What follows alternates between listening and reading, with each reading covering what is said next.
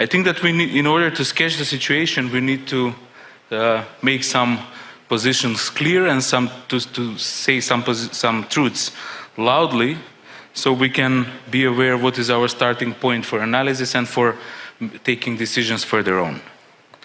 First of all, today, we can clearly say that the European Union is still a peace project and still a political project. If that wouldn't be the case, we wouldn't discuss at all about the Ukrainian perspective for joining the European Union and the perspective of all the other countries from the Eastern Partnership. So it is important to bear in mind that EU still is much more political and peace project than only economic project and project of common market. Second point is that NATO is still extremely important for the Western Balkan region, for Europe as well, but particularly for the stability and future prosperity of our countries. Today is the 4th year since we have the Prespा agreement. This is the agreement that brought us into NATO. At that point, when we were taking difficult decisions and changing our constitution, changing our constitutional name of the country for the sake of joining NATO and opening the prospects for the EU membership, we were asked by some skepticals, why is it so important today to join NATO? There are no wars anymore, NATO is just a military organization, why do we need it? I would give their answer today. Do we need NATO, or is it better that we are in or out? And if today Finland and Sweden, countries, prosperous countries, democratic countries, successful countries, if they are asking for membership in NATO and North Macedonia is already there, this means that it was important and it was worth it. And this means that we need more NATO presence in the region, in the turbulent times. The next point is that Western Balkans are still a turbulent region. So there is no permanent peace, permanent stability. Maybe it is like that now. Maybe it seems to us like that now. Maybe a year ago we couldn't predict what would happen in Ukraine, as we might not predict what can happen on the Western Balkans next year or year after.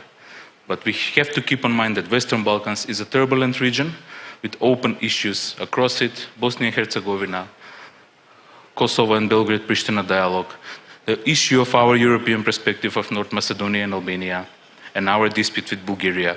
All of these things have high potential of keeping this region far away from permanent stability in the future. My next point is that EU enlargement is in crisis, and that is very visible. The last member of the EU is Croatia, which joined in 2013. Usually there are 9 years between two enlargements. This year is 9th year since the last enlargement, and we don't have any idea when will be the next enlargement, which means that the EU enlargement policy is in crisis. And the EU enlargement policy, on the other hand, used to be, and I think still is, the most successful stability policy of the European Union towards Southeastern Europe, towards Eastern Europe, and towards Western Balkans. And final point in sketching the situation is that regional cooperation is curing our frustration from the EU accession. This is why we keep it so strong, and we are so strongly on the side of the regional cooperation. Whether you call it Berlin process or we call it Open Balkans, we are strongly tied to that because we think it's better to have strong regional cooperation than strong regional crises and disputes. Better to create atmosphere in which we will make the borders less important and open the doors for opportunities of the young people and of the business operators, rather than embracing historic issues, opening new disputes or reviving the old ones. I would just make 3 recommendations what is necessary for us to do and for the European Union and NATO to do in the upcoming period. I think that the European Union needs a clear plan for the Western Balkans that we couldn't see at the moment. And that plan must be plan for accession. we think that we need to stick to the promise from Thessaloniki 19 years ago. We discussed this last Friday at the summit in Thessaloniki, and that promise should be still alive, and to keep it alive today much more than in the past, because we really need the full accession of all the Western Balkan countries if we want full stability and permanent stability of the Western Balkan countries. We have heard all the ideas about staged accession, phased accession, or something that will make the process of accession much more dynamic and much more beneficial for the candidates, and we can accept that we need that.